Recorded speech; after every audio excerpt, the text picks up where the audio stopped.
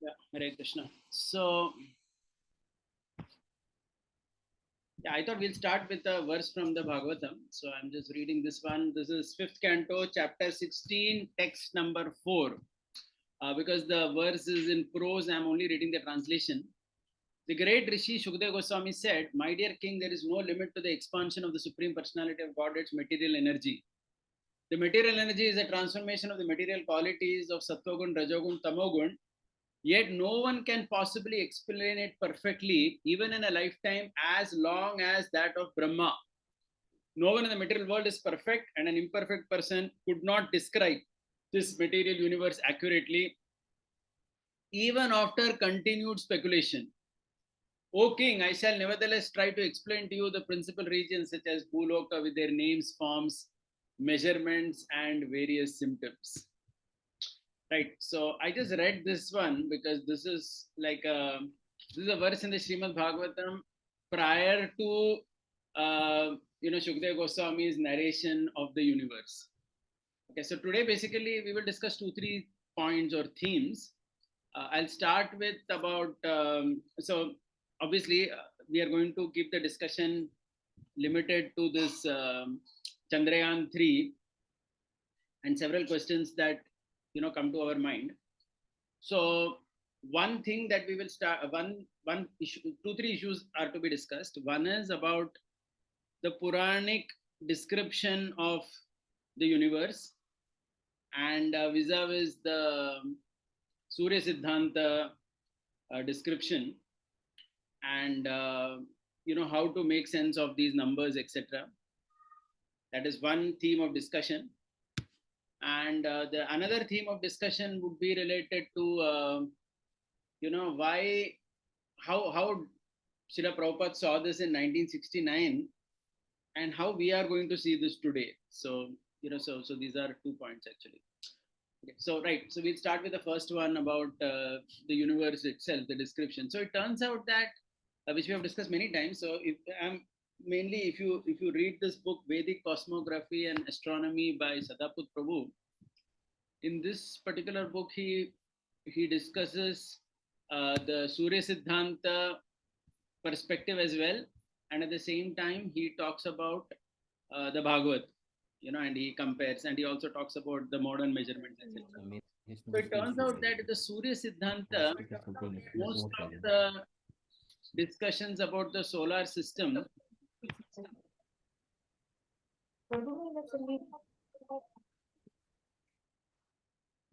just muted everyone. Okay, so it turns out that in a Surya Siddhanta, most of the description of the solar system is pretty close to modern measurements. Right. So, for example, the Earth Moon distance in modern measurement system 3,84,000 kilometer, and if you see the Surya Siddhanta, it comes to something like 4,20,000 kilometer odd. Right. If you because the Surya Siddhanta obviously talks in terms of yojana, and one yojana has been roughly translated as 8 miles. So if you use that multiplication factor, Sadaput Prabhu says that it is by and large close only to the modern figures. And not only with the moon, the same thing goes with all the other planets as well. Correct. But then when you read the Bhagavatam, there the description of not only the moon, of the earth, of the distances are not at all in sync with what we understand as the earth moon distance. Correct. So there it's in several millions of miles, etc. And the distances of the Bhagavatam are nowhere close to what we see in Surya Siddhanta or modern measurements. Okay. So now, as devotees, for us, obviously, the Bhagavatam is the most revered text, as in because that is the Paramahamsa Samhita, and it is teaching us how to achieve love of Krishna and so on. So that is the text that we primarily revere. But at the same, so we need to understand why these differences exist. So at the beginning itself, I would like to make this particular point that not only Sadaput Prabhu, but in all traditions, whether it is the Sri Vaishnavas, Madhuvas, everyone have accepted that the Bhagavatam, the Puranic model which is there of the universe, this basically involves certain elements which are not directly accessible to the pancha mahabhautika sharira of human beings like all of us, right? So because of that, those descriptions, we cannot prove that description in any way, or neither can we access those regions, right? So this is a common theme which is there. Like if you see in the Bhagavatam, it talks about the distances between the about Himalayas. Let's say it talks about the Himalaya to be around 10,000 miles, right? 10,000 yojanas, sorry, not 10,000 miles, 10,000 yojanas, which means it is 80,000 miles, okay, or 130,000 kilometer height. That is how Bhagavatam describes Himalaya. Now, if we measure the Himalaya the way we know it, it is approximately 8.8 kilometer. Now, where is 130,000 kilometer, the dimension of the Bhagavatam, and 8.8 kilometer, which is kind of physically measured, Mount Everest is 8.8 kilometer. Correct. So what we know of Himalayas is 0.007% of the entire the length of the Himalayas as mentioned in the Bhagavatam.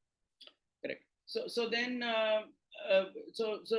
it seems that 99.993% of the Himalaya is not accounted for only in what we are seeing with our physical eyes. So here is where we'll have to understand that, okay, there is a subtle reality which is inaccessible to us. And this is there in all our traditions. Like in the Madhva tradition, we will read about Madhvacharya going to Badrikashram to meet Vyasadev. So Madhvacharya goes along with his disciple whose name is Satyatirtha. So it is said that Satyatirtha is left behind in Badrinath, the Badrinath that we people go. And then Madhvacharya goes to the subtle parts of the mountains. And whereas the lower Badri, the Badrinath that all of us go, it is very cold and it is always covered with snow. The higher Badri of Vyasadev is said to have a very pleasant heavenly scenery, blooming flowers, trees, chirping birds, beautiful lakes, and so on. Correct. So because we have a concept of Himalayas being much more on a subtle plane, we can only access a very small portion of it. Okay. And the others we cannot. Now then the question will come, then of course we are flying planes over it, right? So obviously it's not that there is something we cannot see, but which will obstruct. It is not like that also. Correct. So I'm saying that it is not that there is something physically present made up of earth, water, fire, and ether, the way we understand and we can connect. And whenever aeroplane is flying over it, it will hit it and crash. No, nothing like that happens. Modern airplanes are obviously flying over the Himalayas and they're going to China and the other part of the world. Correct. So basically, then what we can understand is, yes, so it is certainly there, but it is not accessible to us. So this is a very common theme that you will see in so many stories that we will read. Correct. That there are places in the universe and the distances which are given in the Bhagavatam don't correspond at all to our modern measurements. Correct. But then we have to immediately understand that, okay, it means, these places exist, but it is just that through our senses, we are unable to access them. Correct. So the same thing plays out in many other themes as well. Like if you see the eclipses, for example, the Puranic model always talks about Rahu, Ketu coming and swallowing the sun or the moon. Correct. Now, if you see the Surya Siddhanta, it doesn't describe it like that. Correct. There it describes eclipses the way we know it through our science and through our own understanding. So it has been accepted by many senior scholars and acharyas, etc., that the Surya Siddhanta describes the solar system more from earthly being perspective. That means from our perspective, sitting here. Whereas the Bhagavatam is describing the universe from a heavenly perspective, from the vision of the Devatas. And that is how the Bhagavatam also mentions. It is talking about from the perspective of the Devatas, how everything is. So obviously we don't have that perspective. We don't have that access to those regions. So that's it. So we have to understand. So the thing is, when in common language, someone says Chandra, then they are obviously referring to the moon that we are seeing at night in the sky. Correct? But when the Bhagavatam or when the Puranas talk about Chandra Deva, Chandra Loka, which is a heavenly planet, now again, when we see the pictures of the moon, it looks like desert and it looks barren completely. It doesn't look heavenly in any way to us. Whereas the Vedas describe Chandraloka as a heavenly place which is obtained by Soma Yagya and all that. So then we have to understand that no, that heavenly abode of Chandraloka is altogether a different place which is not accessible to our physical eyes. So maybe there is a connection between that and this Chandra that we see in the sky. Okay, so that part is always accepted. So just like from the Badrinath, Madhvacharya went to the Badrikashram of Vyasadev. Okay, so there was some connection between those two places. Or for example, in the Mahabharata, we read how Arjuna he goes to Ganga to take bath, and from the bed of the Ganga, they go to the Nagaloka. We see that in several stories in the Mahabharata. Like Bhima also, when he's fed poison and he's dumped into the river by Duryodhana, that time Bhima lands in some Nagaloka. So which basically means, so there are some points where, okay, from this point you get connected to some other point, right? Which people of qualification or people having a certain yogic prowess, they may be able to achieve it.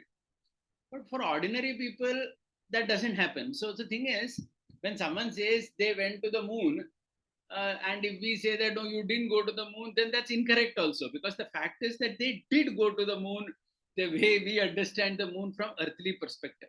Okay, we can say that they didn't go to Chandraloka, the heavenly realm. Okay, so that part is accepted, but the moon certainly they have gone. The Chandra that we see. Okay, so this distinction one needs to make so that one can be faithful both to the Bhagavad model, understanding that yes, it is there, and the Surya Siddhanta model, which is basically close to the model of the empiric science, right? Which is what we see, correct? So one should not create that conflict at all. So as I said, even the eclipses, right? The Puranas talk about Rahu Ketu, but the Surya Siddhanta gives a different explanation where the ascending and the descending node, that means where it's a little technical, but the orbit of the sun and the moon, when they intersect, there are 2 points, and those points are assigned Rahu and Ketu.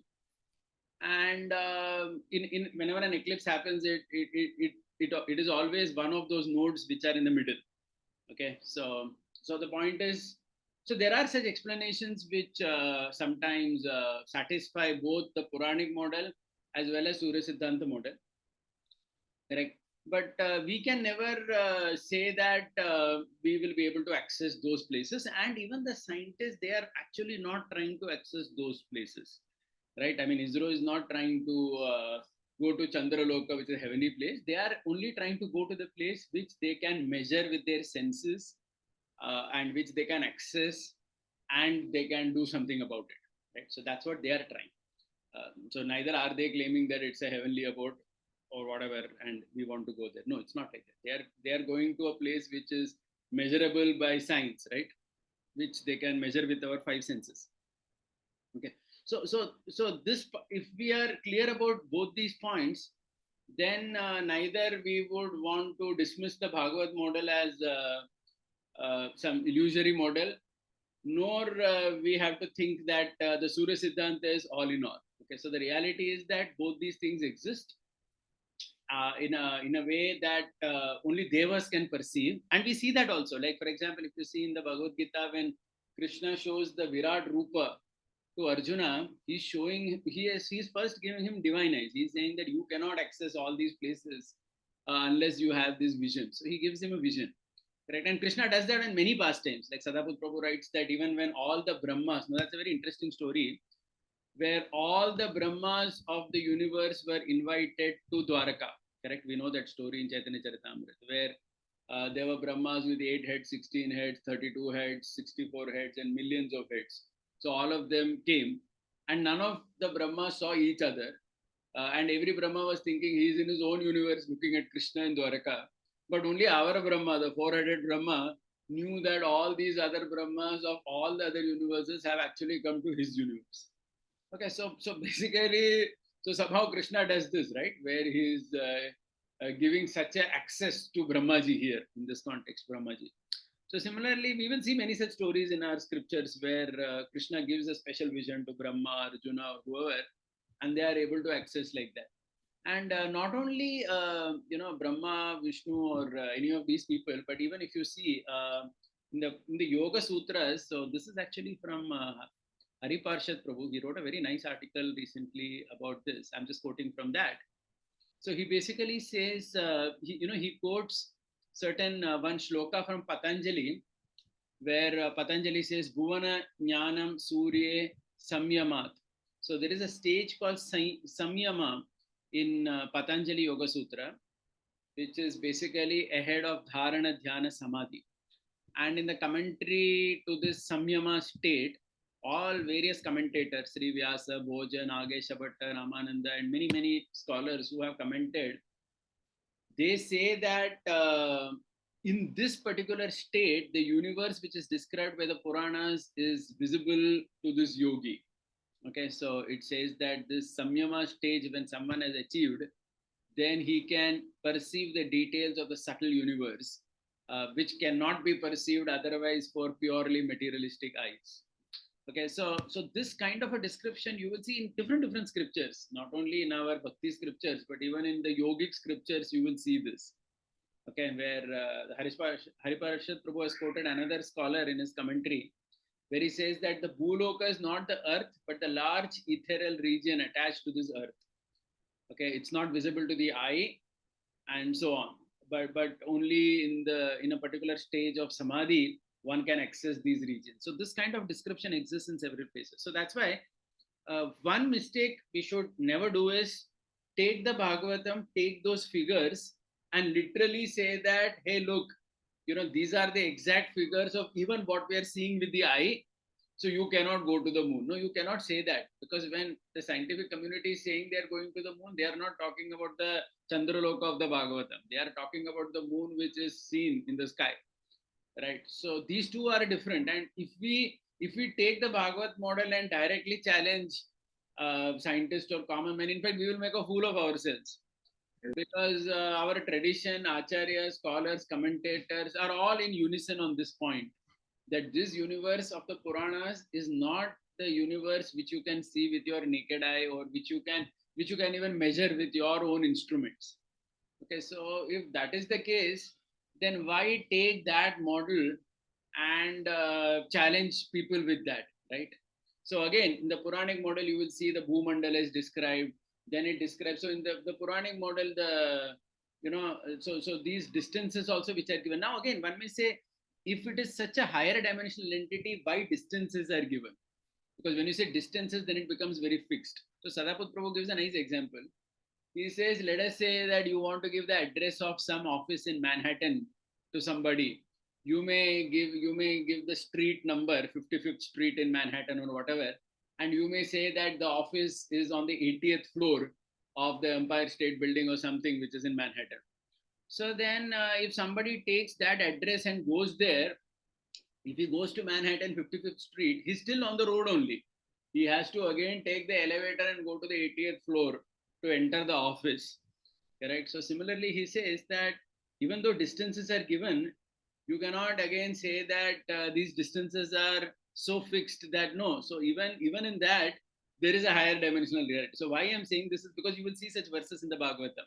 Like in one place, the Bhagavatam says that Brahma's abode, which is on top of the Mount Meru, is some 84,000 yojanas from the earth. And then in the Bhagavatam and commentaries also, you will see it is being described that even if somebody travels in an airplane for millions of years, one will not reach Brahmaloka, because 84,000 yojanas is a very small distance. As in, if you just multiply by 8. So then how is it that you cannot reach Brahmaloka? Correct. So then we have to understand, no, it is like this Manhattan street. They are just telling the street number. But from there again, how high you need to go to actually reach the office, that's a different thing altogether. So he gives an example like that. Okay. So that's why traditionally scholars, etc., when they read the Puranas, Bhagavatam, even all devotees in India in general, of all sampradayas, when they read the Srimad Bhagavatam, then they will not get bewildered by looking at those distances. We should never do that, because we have to see that from a completely different picture.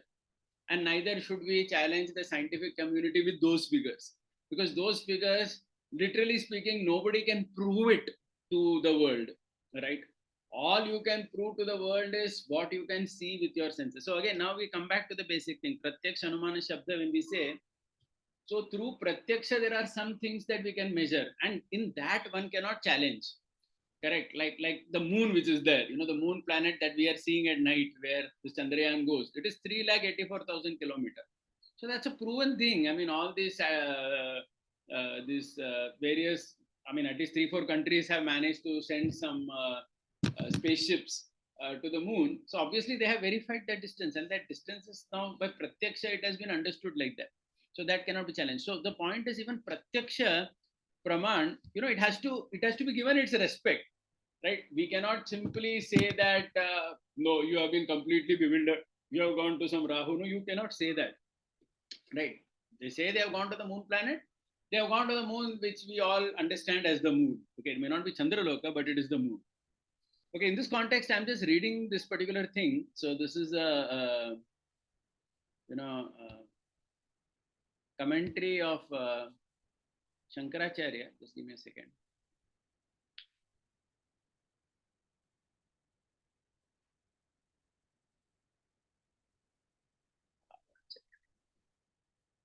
Yeah, so Shankaracharya is a very interesting commentary. Adi Shankaracharya from 8.6, 8.8 chapter Bhagavad Gita. He says scriptures are an authority only in matters that are beyond ordinary means of knowledge and human perception, not in matters lying within the range of your perception and knowledge. Look at what Shankaracharya says. I repeat again, scriptures are an authority only in matters that are beyond ordinary means of knowledge and human perception. You want to know how far is Brahmaloka? It is not under human perception. Okay, so you have to understand that. You want to know where is Chandraloka, the heavenly planet Chandraloka. It is again beyond human perception. You will have to listen to the whatever is being given in the scripture, because you cannot measure it. But Shankaracharya says not in matters lying within the range of our perception and knowledge.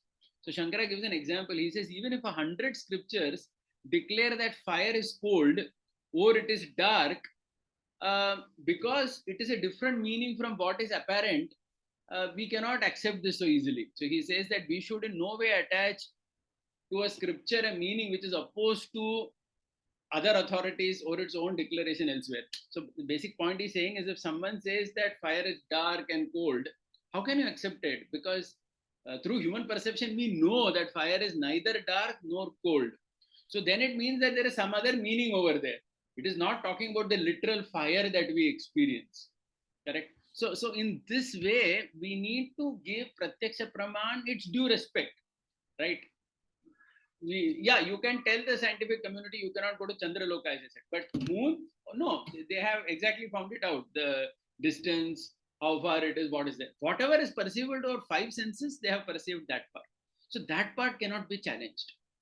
Correct. So this is a thought in this particular part. So similarly, in so this is the first part of what I wanted basically to speak. We can give several examples like this from the Shastras, from several other places on this, but to exactly reconcile what the Bhagavatam and what the Surya Siddhanta says. Okay, and neither we should give both these models up. Neither we should sacrifice Bhagavatam model saying that, Array, this is not something we can perceive, so there is no use of it. No, that's not its purpose.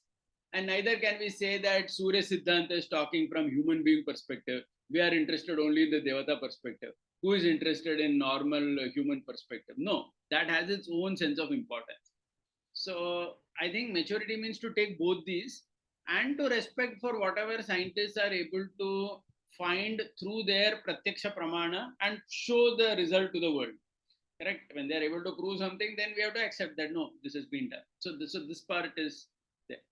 Okay, so I think this is the first part of what I wanted to say. So, maybe before I go to the second part, if there is any just question only on the first part, I'll just take it. And then we will go on to the second part.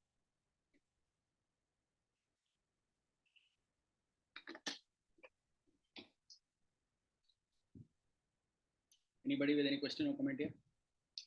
Okay, fair enough. It looks good. We'll go ahead. Okay, we'll go to the second part of what I want to say. The second part is, how do we look at it now? Prabhuji, sorry, I had one question. I was just trying to get unmuted. Yeah, go ahead. Prabhuji, see, sometimes the things mentioned in the scriptures, they also a little bit confuse uh, in terms of what we say, for example, in Ramayana. When we say Hanumanji went to Sri Lanka, okay, now I think there is also a debate around it whether this is the Sri Lanka that we see today or some other Sri Lanka. But the point here is that the way it is described as a divine Herculean effort nobody could do with all these big warriors and everything. If we compare that to what actually it is in modern day, several people are just crossing over, not flying, but there are means to to pass over that area. So somebody may question, okay, the scriptures glorified so much, but what's great, modern the science is doing it just like several of such things they have done. So how do you reconcile this fact that okay, this was so great that somebody like Hanumanji had to come down, Lord Ram had to do something which seems to be very pretty common nowadays. Modern man can do it so many times. So a bit of related question actually over here. Yeah, I understood. It is related only. It is related, not that it is not related. It is all related only.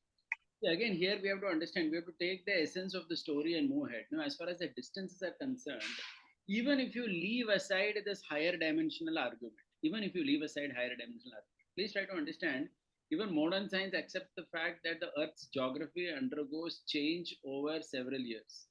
Now, if you see the Ramayana of Valmiki, which we are all reading, accessing, as per Rupa Goswami and several others, this is said to have happened in the Treta Yuga of the 24th Chaturyuga. Okay, so 24th Chaturyuga. So we know in one Chaturyuga there are 43 lakh years. So basically there are four Chaturyugas have already passed between the Ramayana of Valmiki and present day, which means the story is 2 crore years old. Okay, now if you see, even according to science, I don't remember those figures, but they do talk of movement, the geography changing, etc. Right, over a period or over such a long period of time. I mean, this is not some thousands of years. This is like 10 million years, right? 20 Right. million. 2 crore means 20 million, which is like phenomenal period of time.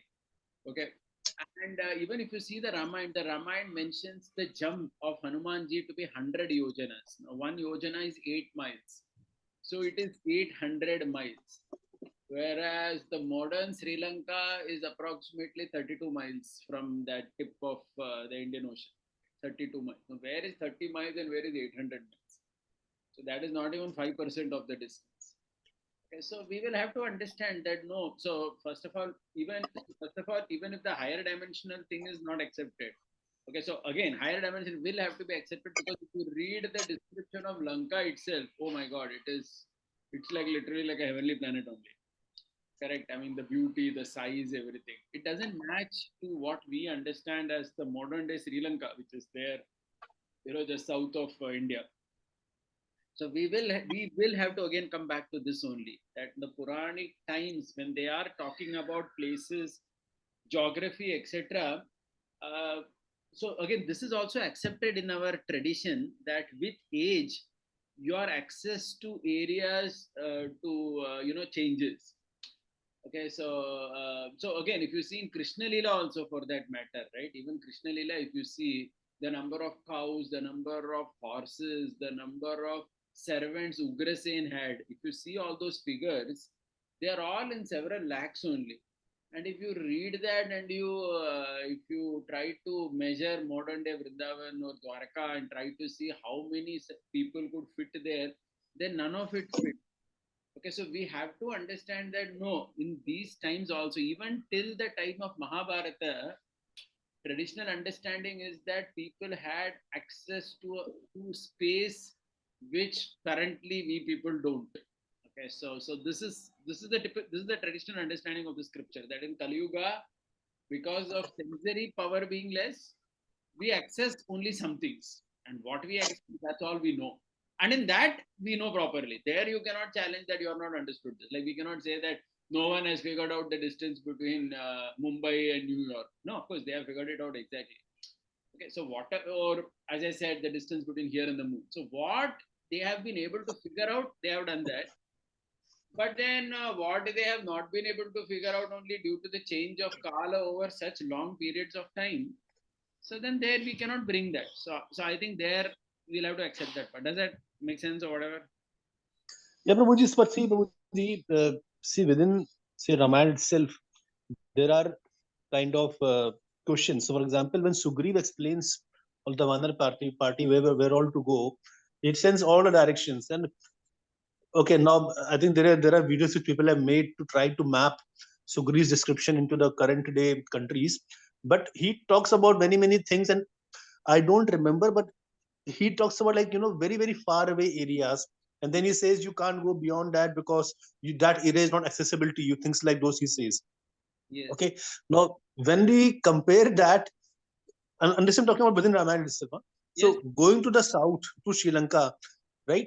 Or whatever, if Sri Lanka, not modern day Sri Lanka, maybe it was further away, but that itself did not found description in Sugriv's instructions on one hand.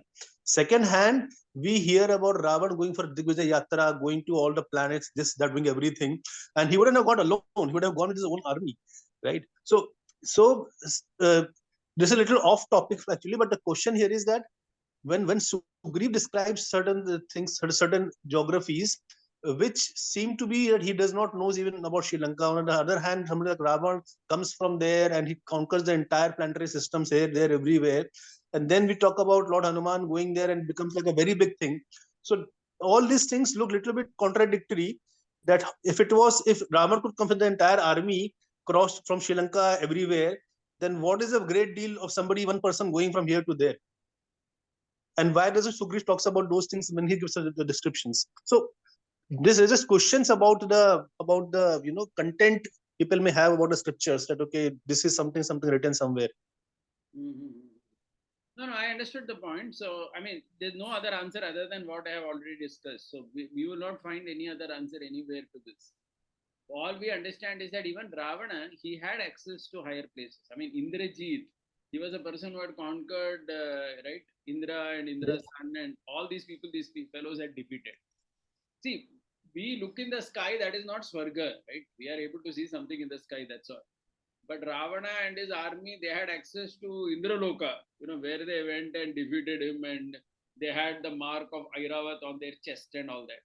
So these people's access of the universe was much different than what we know of, right? It was very superior. And even the Vanaras, they had access. Now again, see, their access must have been different than Ravana's access. There is no description of, at least I have not read, of Sugriva describing that he has gone to heavenly planet, etc. Whereas Ravana had, right, because he had defeated Indra and so on.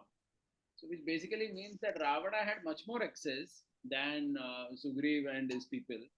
But even what Sugriv had access, that is nothing compared to what you and I have access today. I mean, there's most of the places, as you rightly say, the Swayam Prabha cave, and it goes on and on, the description of the cave. I mean, obviously, we don't find any such cave. So we will have to accept the fact that no, these people lived in an era, and due to their sensory power, they had access to places which we simply don't have. We cannot prove these places literally, physically. You just cannot do that. So there is no use of even attempting to do it. And neither can we challenge the scientific community and say that, hey, look, you all are all fools, you cannot access this. No, that also we cannot do, because the scientific community is just like you and me. They are normal humans in our era, where they are accessing whatever our Pancha Bhautika Deha is allowed to access. Nothing beyond that. That's it. Okay, thank you very much. Yeah. Okay. Now coming to the second part, the second part is now, because see, if you see now, when Srila Prabhupada was in America, we know that during this 1969, when the moon landing took place, he was quite he started only with by saying that these people have not landed on the moon and so on. Okay, and he was quite dismissive about it. Correct. And in general, we may say that he was dismissive about this whole program, of going to the moon. So why I'm making this point is the question is in 2023 in India today, am I supposed to have that same opinion? Just because I'm grand disciple of Prabhupada, so I have to again say that no, these people are all useless. Even if they've gone, nothing has happened, or maybe they went to Rahu. These are the kind of responses many people are seeing, right? So how do we look at it? So two, three things here. I'll start off by talking about, Prabhupada, if you see, 2 points I want to say. First thing is that Prabhupada basically, he would use every opportunity to slacken his disciples' faith in atheistic science, correct, and the modern civilization based on it. So please try to understand. That's where he came from, right? He wanted to ensure that his disciples are not too enamored by the atheistic science and the modern civilization based on it. That means denying God's laws, okay, and thinking that everything is by chance, thinking that humans have come from apes, thinking that life has come from matter, correct? Promoting unrestricted sex life, the civilization based on it. Okay, so the point is there is a Western atheistic science in general which exists, and there is a civilization which is based on top of that. Okay, now Srila Prabhupada clearly wanted to ensure that his disciples don't put too much of faith in that, because then what happens is it's all connected, right?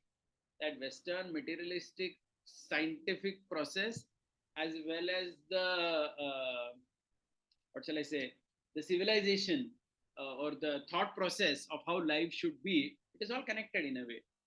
He wanted to ensure that okay, that you don't waste your valuable human life in this particular regard of thinking about atheism or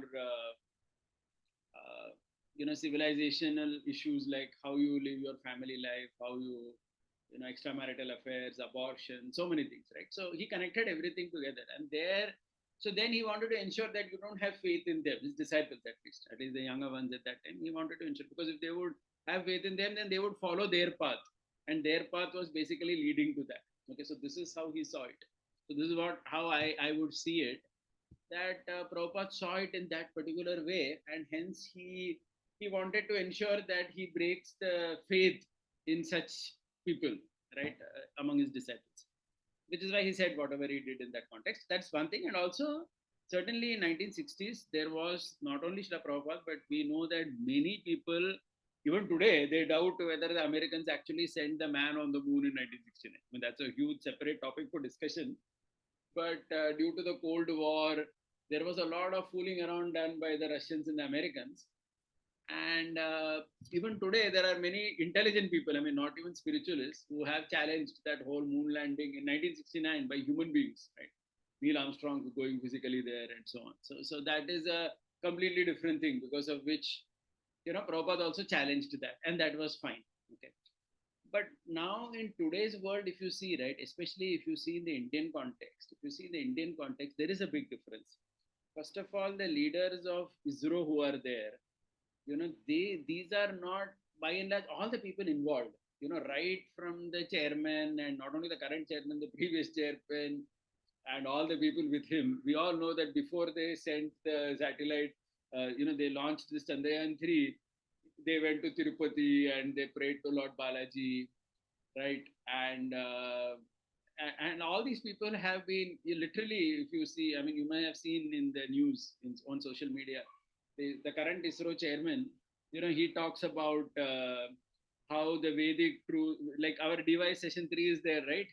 How the Vedas have so many truths which have been later understood by Western people, things we say about Aryabhatta, about gravitation, all these things were known by Indians.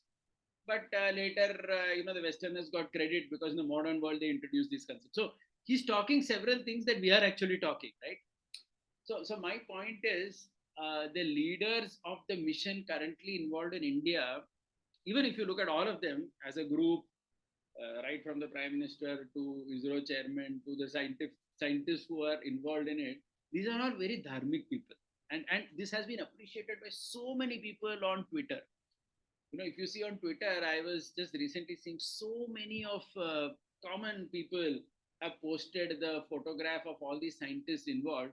Most of them women, half of them are women. So all the women are wearing sari, mangal sutra, kumkum, gajra on their hair, and they're sitting in the room, monitoring all this. So basically, this has created a completely different effect, honestly to say. And now we all know that the point also where the Chandrayaan 3 has landed, they have named it as Shiva Shakti, okay, which is kind of connected, right? Because see, Lord Shiva is also called as Chandramouli, right? We all know that Chandramouli. Now, again, here, please try to understand. When we say Chandramouli means what? He has a crown made of Chandra. And we all know that on Shiva's forehead, we show the crescent moon. Now, please again remember, this also is different from the actual moon. Let's not imagine that the moon itself is present physically there. Because if it is like that, then how it is always crescent? Because moon is changing its shape or whatever. And if it is always on the forehead of Shiva, then how is it there in the sky? Okay, so there are acharyas who have given commentary saying that the moon represents a certain intellectual ability or a particular type of rasa which is connected with Shiva Tattva, okay, and which is symbolized in the form of a crescent moon always on the forehead of Lord Shiva, because of which he is known as Chandramouli. Okay, so again going back to that point, because many of the concepts that we hear in Puranic stories, uh, they are again not so literal that you say that the moon only is literally there on Lord Shiva's forehead, right? So there are so many such explanations also given. So my point is, all the people involved in this particular project, right? They have been very clearly espousing in their own personal lives, by their own behavior. These are not atheistic people or people who are standing for gay marriage or lesbian marriage kind of. No, none of that. They are, by their own life, they have some dharmic values and they're preaching it also. Like I said about the ISRO chairman, he's talking openly about all these points, right? So given this scenario, then that whole concept that we have to necessarily break faith of people in scientists, it doesn't arise only now, because now the dynamics have changed. I mean, we have, and and again we have to again see in view of our civilizational existence as a country, as Bharata, right? If nothing else, it has created such a, we all know how many millions of views were there when this Chandrayaan 3 was actually landing a few days ago. I'm sure all of us also saw that. So it has created a confidence in a country. It has created, so we'll have to see again from the Bhagavad Gita, where Krishna says, I'm the ability in man, right? When Krishna says that when there is victory, there's nothing like victory. When there is victory, there's a particular type of confidence that comes in a person. Defeat doesn't give that at all to you. So these kind of points also should be considered. And I think that considering the current scenario, simply to say that in the name of Adhyatma, that these people have, I mean, simply to be cynical about it. Oh, what did they get after going there? They just found they are just, the Chandrayaan 3 is just digging in some place in South Pole of the moon and finding some mud. What is going to happen by this? I think that this is completely defeating the original purpose. Even if you want to be a true follower of Prabhupada, you'll have to see in which context Prabhupada said that, in which context we are in now, who are the people involved here, which is this country in which this is happening. So again, we have to understand this. See, because it is a fact that when Bharata grows powerfully in terms of its economic prosperity, in terms of its military technology, then only our dharma can survive, right? For 1,000 years, this entire onslaught has been there because we were weak from all this. So even if you want your dharma to survive, you have to be technologically powerful. Otherwise, how will your dharma survive? All these conversions and so many things will keep happening as long as we are, as a country, we are in poverty, and we are not having superiority in technology, military power, etc. Correct. So considering all this, to continue that cynical approach, okay. Now I do agree that yes, if you see again, if you have to go back to our sampradaya itself, if you see Saraswati Thakur onwards, when he established Gaudiya Math, it was in the spirit at that time that nothing is important in the world except Krishna consciousness. Correct. So that's how Saraswati Thakur established. okay, which he did at a particular time in history when Gaudiya Vaishnavism was completely out of the picture. It was not even existing in Bengal other than a few Babajis. So he wanted to establish, and there were so many opponents to it. So he literally fought against everyone, saying that everything that you are doing is completely useless and you need this, only then life has any sense. So it started from there. If you see our Sampradaya from Saraswati Thakur's bold preaching style, which he adopted. And again, please remember, there is a historical evidence to say that even Bhaktivinoda Thakur and Bhaktivedanta Saraswati Thakur had some talks among themselves sometimes about this approach. But Bhaktivinoda Thakur also would feel that, hey, why is this guy, taking such an approach, where he's completely dismantling everything. But then Saraswati Thakur had his own strong feeling at that particular point of time in history, where he felt that unless we really attack everyone right out, then we will not be able to present only anything because we have no standing only. You're starting from zero. So the fight was more intense. Okay. And Prabhupada also started like that, you can say. But Prabhupada, again, if you see, he started like Saraswati Thakur, but towards the end, he also understood, and he was talking more like Bhaktivinoda Thakur also in terms of Varnashram, in terms of, getting people together. Okay. Even the scientific community. I mean, Prabhupada apologized to the scientists also when he was passing away, saying that I called all these people rascals, I shouldn't have. Correct. So the thing is, yes, there was a particular approach at a particular time in history because of which some of our acharyas may have done something. But we need not really think that I have to continue that approach only literally and continue to challenge all these people, saying that even if you went, what did you do? You have not understood the goal of life. And without that, all this is a waste of time. So these kind of statements, if as devotees we make, I think it again defeats the purpose, because now we will have to see that connection, correct? Please try to understand in the Western world to see, because Western religion itself, it doesn't see spirituality on like we see bhakti yoga on top of karma yoga. In the Western world, there is nothing like that. In the religion, there is nothing like karma yoga. It is only faith in Jesus, and that's the only thing that's kind of important, right? Exclusively. So they don't see their contribution to the world as from the religion perspective as anything important. Okay, now from a scientific perspective, they see that, and they have grown as well in the Western world. But from a religious perspective, they don't see that. They see it as different. But in the Indian context, it is not like that. We have our concept of karma yoga, where we progress on dharma, artha, kama, moksha, and all our scriptures are full of that. I mean, if you see the Mahabharata itself, right? We all know that in the Mahabharata. I mean, this is one thing I came across recently. It says that even among the five Pandavas, like Yudhishthir stands for dharma, Arjuna stands for artha. Arjuna is Dhananjaya, right? He's standing for artha, value. Bhima and Nakula stand for kama, right? Because Bhima has power. Nakula was very handsome. They stand for kama, and Sahadev stands for moksha. So all our scriptures, they do connect dharma, artha, kama, moksha, right kind of systems in the world, security, growth in terms of monetary and technology and power. I mean, they may not talk technology, but military power and being strong as a country, Rashtra. So these concepts are there in our scriptures. Correct. So our scriptures, they talk about Iha, Loka, and Paraloka. So when our scientific community, and that also people who are dharmic in their personal lives, when they are trying to do something which is progress in technology in terms of defense, at that time to question that, to criticize that, or even to say that they are useless as long as they don't become a Hare Krishna devotee, that becomes a little too much. That part becomes difficult to accept. And here again, to say that I'm doing it because Prabhupada did it in 1969, then that is also incorrect, because you'll have to see the context. You'll have to see the era, the situation of Srila Prabhupada at that time, Western science itself, the Western civilization on top of that, etc. Correct.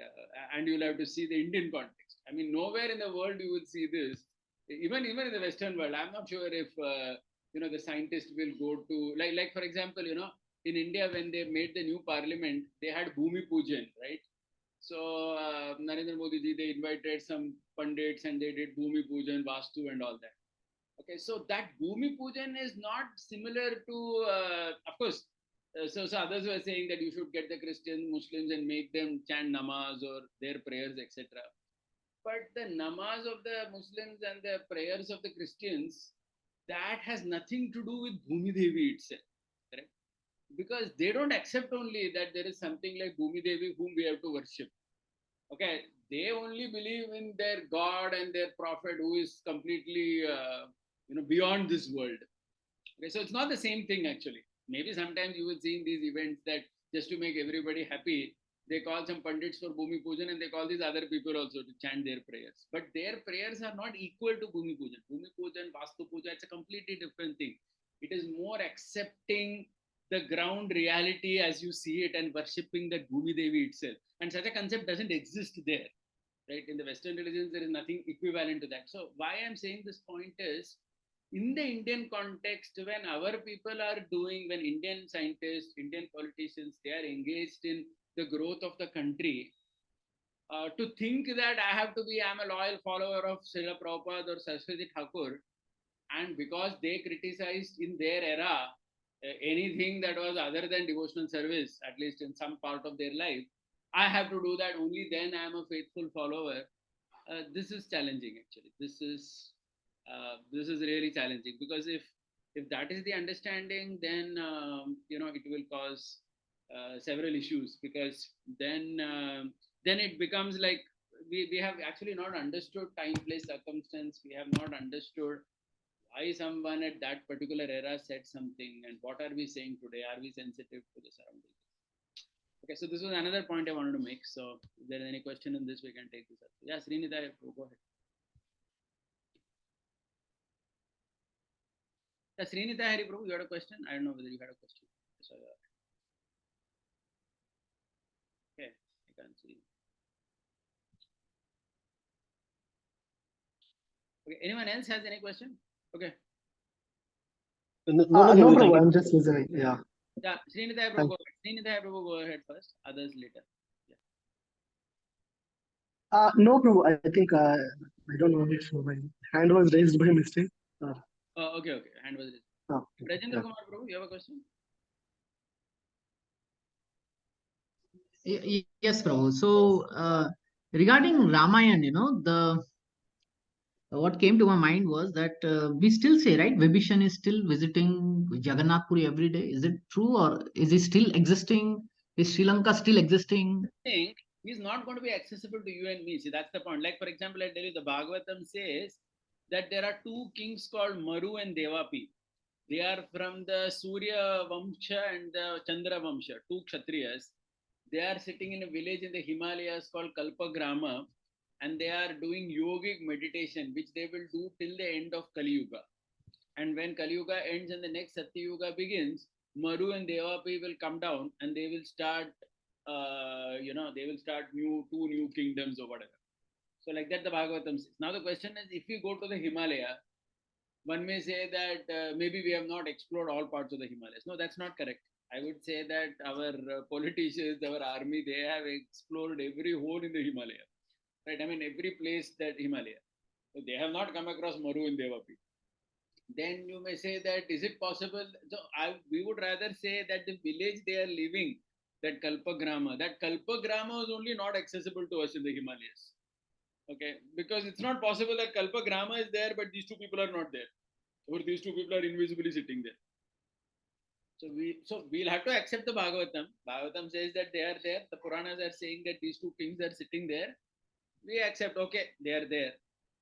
But where they are, that location, it is not going to be accessible to us. So there is no point in saying that, there's no way to access that. So that's ruled out. So similarly about all the other persons. Like even if you see Lord Shiva, about Chaitanya Charitamrita, it says that there is a Sri Shaila hill where Chaitanya Mahaprabhu went, and he saw Shiva and Parvati who are always staying in Sri Shaila hill. Now today we can go to Sri Shaila hill and we don't see Shiva and Parvati sitting there. So is it that today they are not sitting? 500 years back they were sitting? No, the answer is they are always there, but they are not accessible to you and me. When Mahaprabhu went there, they obviously, because they love to meet Mahaprabhu, so they met Lord Chaitanya. But you and me are not going to be able to access. So different parts of this world, if you see our scriptures, they always talk about this. They talk about areas which are not accessible to normal human beings. So this is a standard theme which is there in our scripture. Yeah, bro, I understand what you said. So, is Sri Lanka still existing today? No, Sri Lanka is existing in God. Of course, it is existing. No, the Sri Lanka where Vibhishan is there and the Oh, Rakshasa are there. no. See, the point is, I don't remember whether it is said that they are still residing there. If it is, then yes, it's a higher dimensional realm. We'll have to go back to that explanation only, which is not accessible to you and me. It's not that they are hiding somewhere which we cannot see, but it is still there. Means as in, because we will have to accept the fact that modern man has explored all parts of the world, and nobody has seen Vibhishan hiding somewhere in some cave and doing some meditation. So we'll have to accept that no, he's in a completely different dimension, which is not accessible to people like you and me. Whenever, Okay. whenever a particular era changes and he decides to reveal himself or whatever at that point of time to different types of people, or if somebody develops yogic power, they can access, like the Patanjali Yoga Sutra, which says, like even why talk about Patanjali Yoga Sutra? Even if you see all our siddhis, there is one siddhi where you can extend your arm and you can touch the moon. Correct? There is a siddhi like that. You can extend your arm and touch the moon. Now one may say, so right, we have to accept that description. It is given in the scriptures. There are so many descriptions like that, prapti siddhi and all that, where you can, extend your arm and get some fruit from Afghanistan or something. So we'll have to accept that as long as we are under the influence of the five senses that we have, this particular combination, certain things are accessible to us and we are playing around in that only. That is why we say frog in the well. The frog has access only in the well. In the well, he can be a great scientist. And that we should not criticize that, saying that, hey, come on, what are you saying? No. The well you have properly understood. So that much recognition you have to give. Prabhuji, just to add over here a little bit. So I think when we say Vibhishan, it's not necessary that the entire Sri Lanka in terms of Rakshasas and all is present. Maybe it could be just Vibhishan, just like Ashwathama. So he is there, right? So it's not necessary that it has to be a entire city or a country. No, yeah, Maybe whatever he's there is said. somewhere. If it says Vibhishan is there alone or with everybody, we don't know. I mean, however it We is. don't know. Correct. And regarding what you just said was Siddhis, and was just interesting to add over here. So again, I don't have evidence to prove this, but my father was telling me many years back that sometime, I don't know, maybe 100 years back or maybe I don't know 80 years back, there was some sadhu somewhere in the Himalayas, and somehow he was in touch with the people in modern world, and they asked him that yet your Shastras show Lord Vishnu having this lotus flower coming through. All this seems to be imagination. Somebody has put something. It doesn't happen. So he said, no, it is possible. And actually, that person showed, and he sprouted a lotus from his navel, and the fragrance of that was like unparalleled in the world. Now, again, I don't have any evidence to show this, but this is what I was told by my father I many accept years back. that way. Why that era? Radhanath Maharaj talks about 1971 in Journey Home, where he met yogis in the Himalayas who could change their temperature at their will. Right? He gives that Mm, story mm, where they could mm, change their temperature the way they wanted. Half an hour they'll have fever, half an hour they'll stop their breath, or somebody with his forehead he crashes an iron bar or something. So these are all actually very small siddhis, which Maharaj mentions now. If you compare it with the main eight siddhis, these are very minute siddhis. But those right. siddhis also Maharaj says he saw and he has written. It's not that he heard about these siddhis. Maharaj writes in his book, he saw these people with such siddhis, yogis in the Himalayas, and we are talking about 1970 India, which is like 50 years before today. Right. Right. So we accept, yeah, certainly, why not? I mean, even the siddhi that you are saying, that's a very small siddhi actually, comparatively. Prabhupada talks about a Mm. yogi that he encountered or his father encountered who could get pomegranate from Afghanistan. Prapti siddhi he had. And that is also Wow. considered a very small Prapti siddhi. He could get pomegranate from some Afghanistan or Iran. Prabhupada talks about it. Some yogi in Calcutta in his times. I mean, this is 100 years back. Mm. Correct. So yeah, so this is all again extra dimensional, right? Higher dimension. It doesn't fit in our modern science, whatever. See, so my essential point is this: our shastras talk about higher dimensional realities which are not accessible to us, which we also cannot access, which our scientists also cannot access, because scientists are also people like you and me. Okay, so but at the same time, what we can access through our senses, that the scientific community is accessing. So at that Yep. time, we cannot bring the higher dimensional truth and say that you have not gone there. My point is that. Are you getting the point? You cannot Yes, yes, say, Raman. no, you didn't go to Chandraloka. You cannot go. Chandraloka, you cannot go. But moon, so you have gone only. Na? That you'll have to accept only. You'll have to accept that you have gone to the moon. Come on. I mean, nobody is. I mean, you cannot simply say that, no, my religion says that you cannot go. No, come on. Then we will seem like fools in front of the world. That is my first point. And the second point is, okay, now that they've gone to the moon, how to see it? Whether to see it in a very dismissive way, saying that as long as they are not chanting 16 rounds, or they are not doing anything, everything is useless. No, you cannot do that also. You'll have to see, okay, broadly, is their efforts in line with dharma?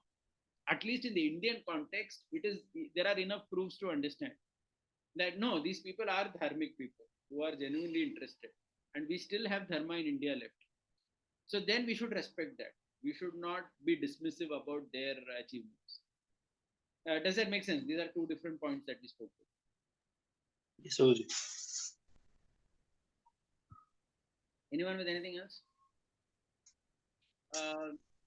Uh, Hare Krishna, Prabhu. yeah, yeah. Uh, Prabhu, sorry, I could not join from the beginning of our meeting. But I've seen you're explaining about this Bhaktivinoda Thakur, Bhaktisiddhanta Thakur, and Srila Prabhupada, the way they handle their approach to preaching. One thing I wanted to ask you, sometimes in ISKCON we debate a lot of topics, whatever Prabhupada has made statements about.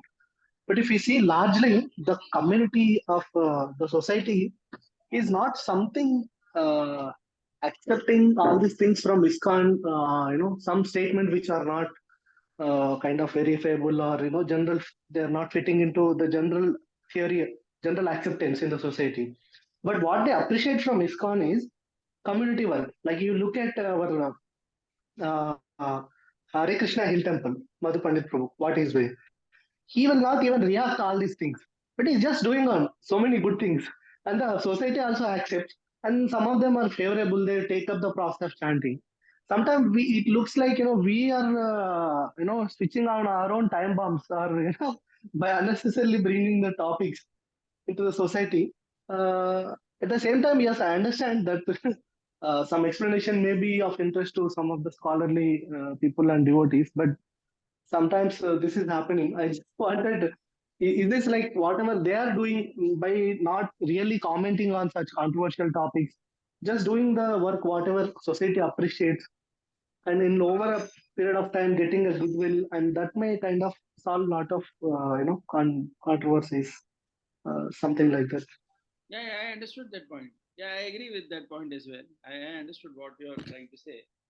There are many, devotees who would be doing some social work, and they don't get into all this unnecessarily, thinking that this is simply going to antagonize a group of people, and they're continuing with their work, and they're getting, yeah, that is right. But then again, this point still remains. Now, how do you see events around you? See, because please try to understand, anything happens as devotee, forget as a devotee, as an individual also, you wish to have some opinion in terms of how you're going to look at it, right? You want to reconcile that with your dharma, with your spirituality, with everything. So it's not wrong to want to reconcile everything. Especially this will happen with practitioners. They will want to see it like that. But I understand. Yeah, yes. So means like I am saying, generally the ISKCON's mainstream, should they deal with conflict in the public, or should they just focus on community work and other things? And Yeah, maybe a Shastric body is deal in especially the conflict, they will have to be very sensitive to the uh, to people in general, right? I mean, you cannot be dismissive of their achievements. That will not help for sure.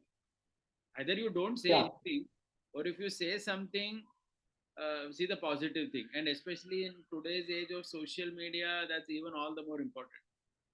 Correct? Because everybody knows what everyone has to say. I mean, your statements travel far and wide. Correct? Yeah, yes, yes. Thank you. Okay, it's the last question. Maybe Nitin Sharma. Yeah. Go ahead. Prabhuji, I had a question. Hare Krishna, Prabhuji. Thank you for the wonderful class. Prabhuji, the concept of Chandralok and the moon, you have clarified very well that person might not go to the Chandralok but can go to the moon. Then how to see that? Again, the point is the same, that how to see that statement that of the consciousness that Prabhupada make, because he mentioned that moon only, not the Chandralok. So you have now we have clarified that Chandralok and the moon difference, but that statement has to also be, because it is made by that. So how at our consciousness level, how to we can get it in the nutshell? See, you have to understand, Chaitanya Charan Prabhu has made a nice video on that. He says Prabhupada has said many things about it. He has not only said that you didn't go to the moon. He also said that even if you went, you got rocks. What happened? So, see, please try to understand. So, you cannot take that statement and say that because Prabhupada said he didn't go to the moon, they never went. Now, again, as I told you, those days during the Cold War, many normal people, many secular people in the world also did not believe the American claim of going to the moon. And there is a lot of evidence of that on the internet even today, where people not even connected to spirituality are saying that these people in 1969 didn't go. Maybe today they can go, they have the technology, but those days it was just the Cold War and they wanted to show off to each other, America and Russia.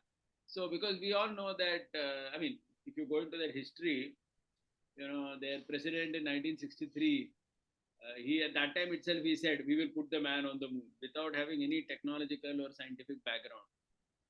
I forgot the name of the president. He was the person who was shot dead actually. Right? He said that in 1963 in the U.S. Congress. So yeah. So from that time, this space race started between U.S. and USSR in 90. So see, you will have to see that statement. You cannot see that statement again. I think we have discussed this once before. How do you see your Acharya statements? It's not that every statement you will take and say because he said it, it is like that only. Because Prabhupada himself made different types of statements there. He did not say only one thing that you didn't go. He said you didn't go. He said you may have gone to Rahu. He said that maybe you went, but what did you get after going? See, basically his point. See, you have to understand the psychology. Don't look at statements. Whenever anybody makes a statement, look at the psychology behind that statement.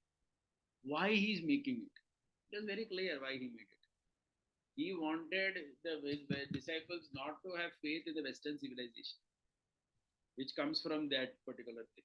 Because the Western civilization would lead them to that Western way of life and so on and so forth, which was completely against spiritual life. So that is the main thing, correct? So that part has to be seen rather than just going into that statement and catching it. Okay, Hare Krishna. Okay, Prabhuji, thank you. Amar Gaur Prabhu, you had something to say? Yeah, Prabhuji. My question is, as individuals, we are connected to a sampradaya, and the essence of the sampradaya is the goal of life and a sadhana paddhati to be practiced. Other than that, we also have an organization, a modern day creation. Yeah. And we are a part of that also. So do we have any responsibility to see that, of course, we conduct our sadhana, that's a separate thing. But being a part of the organization, we also have a desire to see it grow and flourish, right? In whatever little way we have. For example, as citizens of India, we have desires for the country to grow, and we have the power of voting, that election vote that we give. As part of ISKCON, if we see something not happening, and we are not kids on the street, 5-year-old, we have gray hairs, we have some understanding of how our organization should grow. We may not be able to give Bhagavatam class, but organizationally, we have some intellect, Viveka Buddhi. So if we feel something is going wrong, what is the forum in which we can exercise with all good intent and desire for the betterment of the organization? What is that we can do? We don't want any negatives to come our way in the organization. But then what can we do? We cannot just be dismissive and saying that there is only as much we can do in an organization, and beyond that, because we are not office bearers, or the way the whole organization is created, it's very monastic in terms of the leadership. Very few householders are a part of it for whatever reason, historical reasons. But then genuinely we feel, I mean, at least I'm sure all of us feel, we want ISKCON to flourish. We don't want anything which is detrimental. What can we do? What is the forum? Does ISKCON officially provide a forum? Does it listen to its citizens about the leadership, about the direction that the organization is taking? Or we can just be Koop Manduk and be happy in the confines of our house and let the organization go wherever it wishes to. Yeah, I understood your question and the spirit. And I asked this question with a lot of passion. I mean, I want it to grow. I want it to do well. I just cannot be a bystander seeing people making very casual and not mature remarks. And then everyone faces, moon was landing. Modi was appreciating. We were criticizing moon landing. Modi went to Greece and he took Bhagavad Gita from a ISKCON devotee. We feel it's a lot of goodwill which needs to be created. Organization has to progress. We are not kids. We understand so many things. What is the forum? What is the channel to share our thoughts and grievances? One more point. Even this ISRO chairman, he was given Gita in some recently by some devotee. Madhu Pandit Prabhu. Madhu Pandit gave, and he was like gaga about it, and he. Madhu Pandit gave it through the hands of Rajnath Singh ji, Raksha Mantri. Yeah, Raksha Mantri. I saw that video. Yeah. Okay. See, officially, if you ask, ISKCON has channels. They have channels like one is the Temple President channel, one is the GBC itself. They have open days in the GBC meetings in Mayapur where common ISKCON people can come and try to put their grievance or their suggestions, etc. They have, as an organization, they have systems at least in place, you can say, but how far they are effective in terms of normal ISKCON members being able to access these people and actually put it to them, there it becomes a challenge because ISKCON as an organization is still, please try to understand, is very new. See, please try to understand one thing. Any organization, when it is very new, it is some things are going to take time. Because see, 40-50 years is a very small time for an organization, if you see historically. Most organizations evolve over very long periods of time. And in this 40-50 years also, it was a roller coaster ride. It wasn't a very smooth ride, right? Yeah. The Prabhupada left for almost 20 years. We had challenges with the guru system only. Yeah. Which is like very, very fundamental thing. How do you exist as a guru and disciple? Yeah. And, we are just coming out of that. So I think that we are actually, though, if you see ISKCON in one way, in terms of numbers, in terms of temples, there are hundreds of temples, thousands of devotees, all that part may be fine. But still, as an organization, it is very, very new. Because of which, even things like these, right? If you see so many devotees, they'll have completely diverse opinions about all these things, like this moon landing also. And everybody will say their own thing, etc. And so on many of these issues. So I think that this is going to take time. We'll have to give time to the movement to grow. Till that time, as individuals, certainly, because we have an affinity, as you rightly point out, to the organization, we'll have to see with whatever sphere of influence we have what we could do. Okay. Or outside our influence as an individual, what we can do. Okay. Because again, what happens is, it is still, at least in India, it is still, authority driven, as in the West, I'll tell you honestly, it's not so much like that. I have, for example, this Uddhavanand Prabhu is there in our group, right? He's in Germany. There, it seems what happens is all the office bearers in his ISKCON Germany temple are elected. I was quite surprised to hear that. He said there were elections where people stood and they said what is their agenda, or how, not exactly agenda, how they want to preach, how they want to collect funds, what are the programs they wish to do for preaching. And it's like literally political parties, groups of devotees had to make presentations to the congregation. And all the members of the congregation who were registered, they voted, secret ballot. And then based on that, a committee was elected. And from that, the president came out. So he was sharing me with this recently. I was kind of, my God, even such a framework exists within ISKCON. I never knew that, so I heard that for the first time. But that is again still outside India in smaller places. At least here in our places, I don't see anything like that. It's by and large, as you said, authority, monastery driven kind of things, where we can present our views to whoever is the temple president GGC here. But then again, how much they will take it, that is we don't control that. So I think we should not feel too cynical or depressed also that I'm not able to do anything. So that's why better in with our own capability, with our own circle of influence, whatever we can do, we keep doing. Whatever opportunities we get to preach, whatever outreach we can do, we keep doing ourselves, right? And whatever opinion we have, we can share it to hundreds, thousands people, whoever is in our circle of influence, or circle of influence. But some things we actually may not be able to change. We have to accept that also, because it's a new organization. It's a very, very new organization. It's going to take time. And they are struggling with many other very, very different issues also, which we don't even understand, like this female Diksha Guru, or so many other things also they are struggling with. So initiation criteria, so many things, right? So organization, they are going to get time for that. So we need to give time for a sampradaya. Please remember, sampradaya is mature also for a long period of time. Of course, they have to survive that much to sustain. But yes. Yeah, understood. I like the perspective. We should have some empathy for those in leadership position also. Yeah. It's not a cakewalk for them. We may be in our enthusiasm and zeal, keep on bringing up issues, but the fact of the matter is the country has not yet, not the country, the organization has not yet matured in terms of processes. So no, it is not at all. Yeah. Processes, systems, view to things.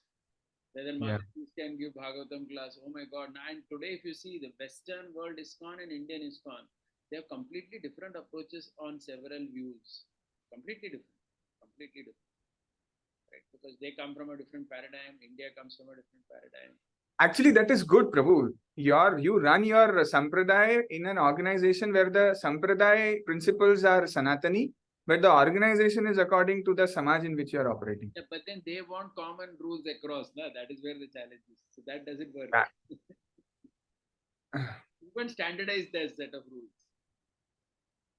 I mean, this is it's like standardizing things within India itself with a diverse geography and social structure is difficult. You want standardization across the globe, then it's impossible. I mean, that's a bad thing to even pursue, bad idea to pursue. As an organization, because we are young, our leaders will take time to understand what can happen, what cannot. Yeah. Thank you, bro, for the encouraging words. Any other question? Or we can end? So, Prabhu, there is no official statement on this moon landing, right, by ISKCON? I have not come across any. I wished that the ISKCON Communication Ministry said something official about it, but they haven't. Maybe because see, again, it's a challenge. What will they say? If they glorify, there will be those who will say that we are loyal to Prabhupada, and Prabhupada did not glorify. Why are you glorifying? If they criticize, there will be many others who will say that, hey, what is this? You are not at all in tune with time, place, circumstance. Why are you criticizing? I'm just telling you, I think they will have a very big challenge. See, the statement should come out to satisfy the audience for whom it is meant. Statement is definitely not for ISKCON walas. But among ISKCON internal audience only, there can be diverse opinion on it. Some will not appreciate glorification. Someone will say that you are not loyal to Prabhupada because Prabhupada criticized. They feel you should also criticize.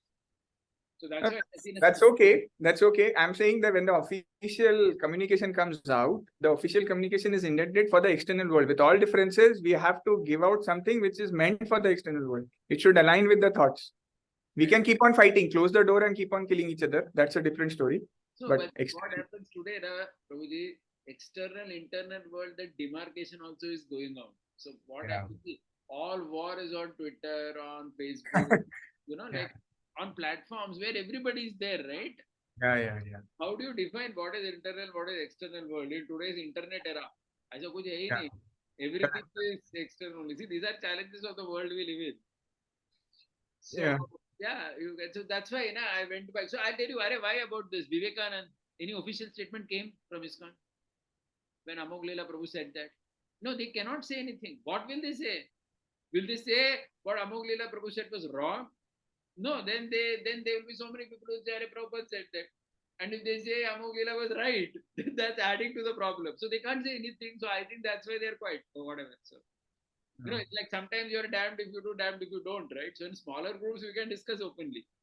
Yeah. Over ISKCON, they cannot take any stand only in that, because I think that they will land in trouble because of certain contradictions which they have decided. So then they should have the maturity to accept that no, Prabhupada said some things that was in time, place, circumstance or whatever. So that time, place, circumstance they will have to accept it. But then that they don't want to accept, or if you want to say that whatever my acharya said, every statement I have to stick to that only and protect it, then you are in trouble when you are dealing like this. No? Yeah.